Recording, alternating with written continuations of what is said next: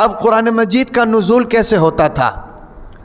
یاد رکھیں کہ قرآن مجید کا نزول جو ہے یہ وحی کے ذریعے ہوتا ہے، وحی کے ذریعے۔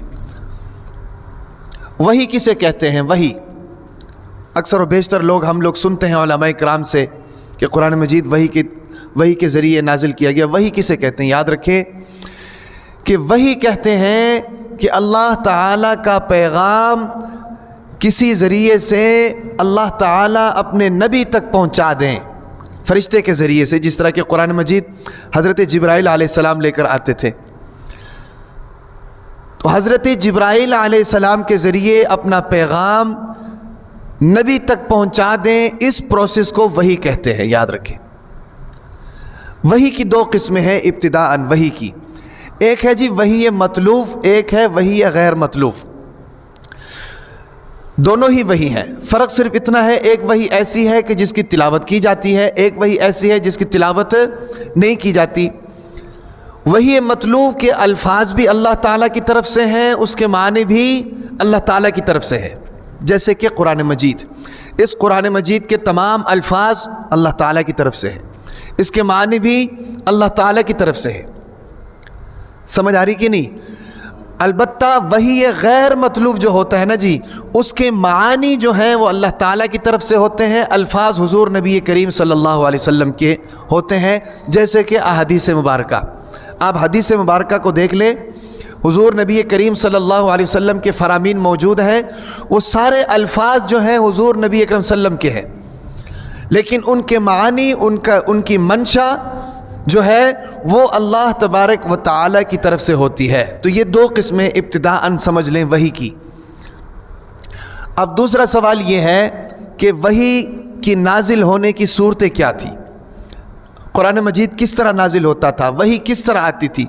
یاد رکھیں کہ وحی کی مختلف صورتیں ہوتی تھیں جن کے ذریعے سے اللہ تعالیٰ نے اس قرآن مجید کو حضور نبی کریم صلی اللہ علیہ وسلم کے قلب اطہر پر نازل کیا۔ ایک صورت تو یہ ہوتی تھی کہ حضور نبی کریم صلی اللہ علیہ وسلم خواب دیکھتے تھے اور خواب میں اللہ تبارک و تعالیٰ کا پیغام پہنچ جاتا تھا، یہ بھی وحی کی ایک صورت ہے۔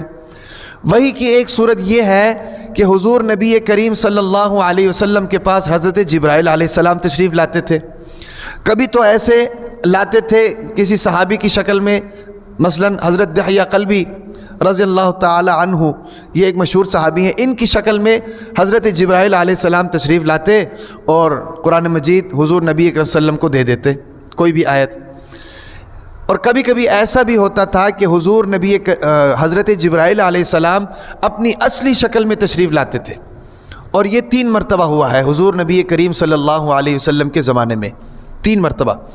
اور بعض مرتبہ ایسا ہوتا تھا، حضرت عائشہ رضی اللہ تعالی عنہ فرماتی ہیں کہ حضور نبی کریم صلی اللہ علیہ وسلم کے اوپر جب وحی نازل ہوتی تھی تو جسم کے اوپر کپ کپی طاری ہو جاتی تھی۔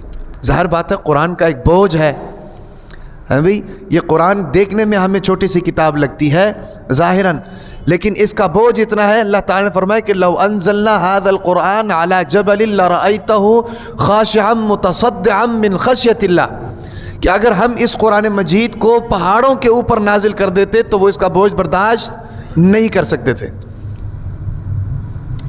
اپنی جگہ سے ہل جاتے، ریزہ ریزہ ہو جاتے، اس کے خوف سے، اس کے دبدبے سے، اس کے روب سے، اس کے وزن سے۔ تو حضرت عائشہ رضی اللہ تعالی عنہ فرماتی ہیں کہ جب وہی حضور نبی کریم صلی اللہ علیہ وسلم کے اوپر نازل ہوتی تو ان کی صورتحال ایسی ہوتی کہ ان کے جسم کے اوپر کپ کپی طاری ہو جاتی، جسم کے اوپر کپ کپی طاری ہو جاتی، اور چہرے کا رنگ زرد ہو جاتا، چہرے کا رنگ زرد ہو جاتا۔ اور فرمایا کہ جب وہی ختم ہو جاتی تو فرمایا کہ سخت سردی کے موسم میں ان کی پیشانی کے اوپر پسینے آ جاتے، اتنا بوجھ ہے اس وحی کا، اور اتنے پسینے آتے۔ فرمایا کہ حضور نبی اکرم صلی اللہ علیہ وسلم کے پسینے سفید موتیوں کی طرح چہرے کے اوپر لڑکتے، نیچے گرتے، اتنا بوجھ اس وحی کا تھا۔ تو یہ وحی کی صورتیں ہیں۔